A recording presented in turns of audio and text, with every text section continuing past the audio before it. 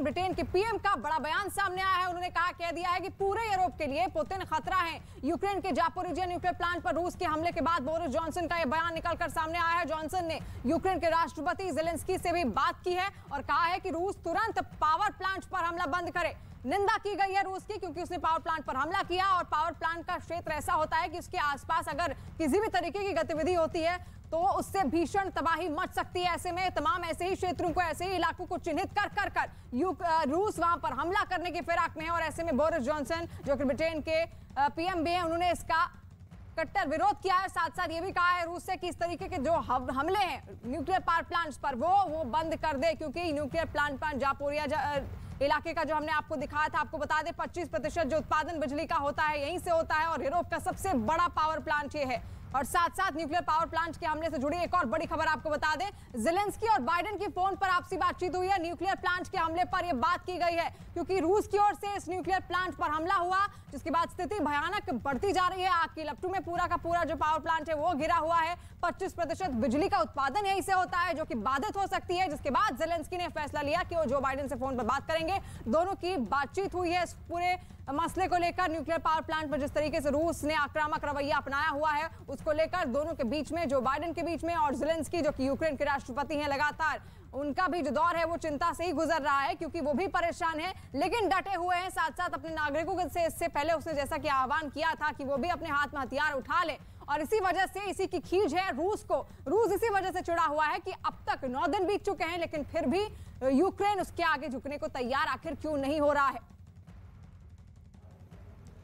और युद्ध के मैदान से एक और ब्रेकिंग न्यूज आपको बता दें, बड़ी खबर सामने आ रही है कि रूस ने जापोरिजिया न्यूक्लियर पावर प्लांट पर हमला कर दिया है और कहा यह जा रहा है कि इस अटैक के बाद एक हिस्से में आग लग गई है। ये दुनिया का 9वां सबसे बड़ा पावर प्लांट है, यूक्रेन का सबसे बड़ा पावर प्लांट है। और कहा यह जा रहा है कि अगर इसी तरह से इस अटैक के बाद रेडिएशन बढ़ती रही तो पूरा यूरोप इसकी चपेट में आ जाएगा। यानी अब रूस ने यूक्रेन के न्यूक्लियर पावर प्लांट को निशाना बनाना शुरू कर दिया। इसी कड़ी में जापोरिजिया न्यूक्लियर पावर प्लांट है जहां पर अटैक किया गया। 6 रिएक्टर है इसमें। न्यूक्लियर प्लांट में यह दुनिया का 9वां सबसे बड़ा रिएक्टर है। रेडिएशन अगर इसी तरह से बढ़ती रही तो कहा यह जा रहा है कि पूरा का पूरा यूरोप इसकी चपेट में आ जाएगा और बहुत बड़ा धमाका होगा। चेर्नोबिल से भी 10 गुना बड़ा ब्लास्ट यहां पर हो सकता है।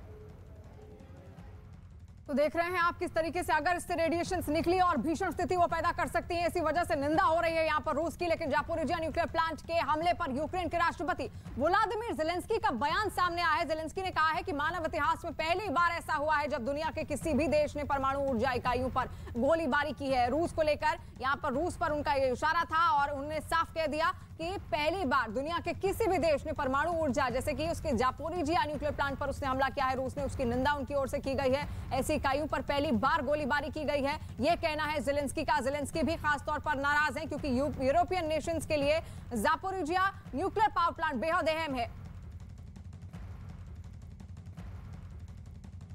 Прямо зараз російські танки розстрілюють атомні блоки. Це танки, обладнані тепловізорами. Тобто вони знають, куди стріляють. Вони до цього готувались. Звертаюся до всіх українців, до всіх європейців, до всіх людей, хто знає слово Чорнобиль, хто знає, скільки горя і жертв приніс вибух на атомній станції. Це була глобальна катастрофа.